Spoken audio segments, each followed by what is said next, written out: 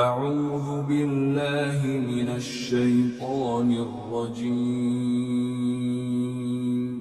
بسم اللہ الرحمن الرحیم سورۃ البقرہ آیت نمبر 108۔ ام تريدون ان تسألوا رسولكم كما سئل موسى من قبل ومن يتبدل الكفر بالإيمان فقد ضل سواء السبيل۔ ترجمہ: کیا تم یہ چاہتے ہو کہ اپنے رسول سے اسی قسم کے سوال کرو جیسے پہلے موسیٰ سے کیے جا چکے ہیں، اور جو شخص ایمان کے بدلے کفر اختیار کرے وہ یقیناً سیدھے راستے سے بھٹک گیا۔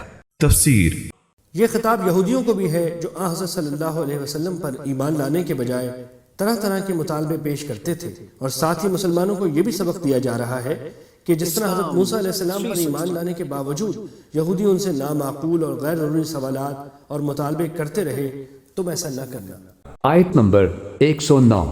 ود كثير من أهل الكتاب لو يردونكم من بعد إيمانكم كفارا حسدا من عند أنفسهم من بعد ما تبين لهم الحق فاعفوا واصفحوا حتى يأتي الله بأمره إن الله على كل شيء قدير۔ ترجمہ: مسلمانوں، بہت سے اہل کتاب اپنے دلوں کے حسد کی بنا پر یہ چاہتے ہیں کہ تمہارے ایمان لانے کے بعد تمہیں پلٹا کر پھر کافر بنا دیں، باوجود کہ حق ان پر واضح ہو چکا ہے۔ چنانچہ تم معاف کرو اور درگزر سے کام لو یہاں تک کہ اللہ خود اپنا فیصلہ بھیج دے۔ بے شک اللہ ہر چیز پر قادر ہے۔ تفسیر: اس کے جواب میں تم عفو و درگزر سے کام لو، یعنی ان کے عناد اور حسد کو دیکھ کر مشتعل نہ ہو، اپنا توازن نہ کھو بیٹھو، ان سے بحثیں اور مناظرے کرنے اور جھگڑنے میں اپنے قیمتی وقت اور اپنے وقار کو ضائع نہ کرو، صبر کے ساتھ دیکھتے رہو کہ اللہ کیا کرتا ہے۔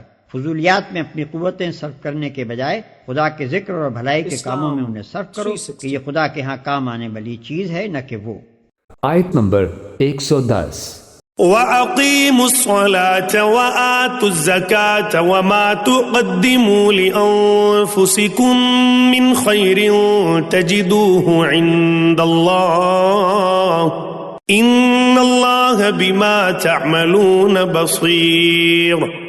ترجمہ: اور نماز قائم کرو اور زکوٰۃ ادا کرو، اور یاد رکھو کہ جو بھلائی کا عمل بھی تم خود اپنے فائدے کے لیے آگے بھیج دو گے اس کو اللہ کے پاس پاؤ گے، بے شک جو عمل بھی تم کرتے ہو اللہ اسے دیکھ رہا ہے۔ تفسیر: وَأَقِيمُوا الصَّلَاةَ وَآتُوا الزَّكَاةَ، نماز قائم رکھو، زکوٰۃ دیتے رہو، وَمَا تُقَدِّمُوا لِأَنفُسِكُم مِّن خَيْرٍ تَجِدُوهُ عِندَ اللَّهِ، اور جو کچھ بھی تم خیر میں سے، بھلائی میں سے اپنے لیے آگے بھیجو گے، کوئی مال خرچ کر رہے ہو تو خرچ کہاں ہو گیا؟ وہ تو اللہ کے ہاں ڈپازٹ ہو گیا، جمع ہو گیا۔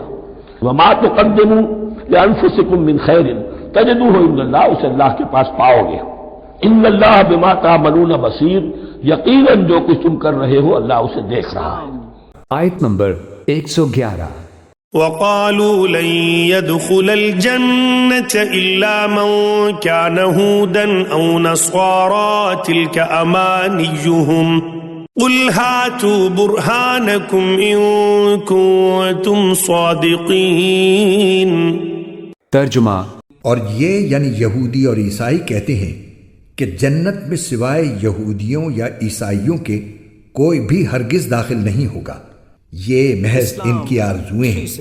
آپ ان سے کہیے کہ اگر تم اپنے اس دعوے میں سچے ہو تو اپنی کوئی دلیل لے کر آؤ۔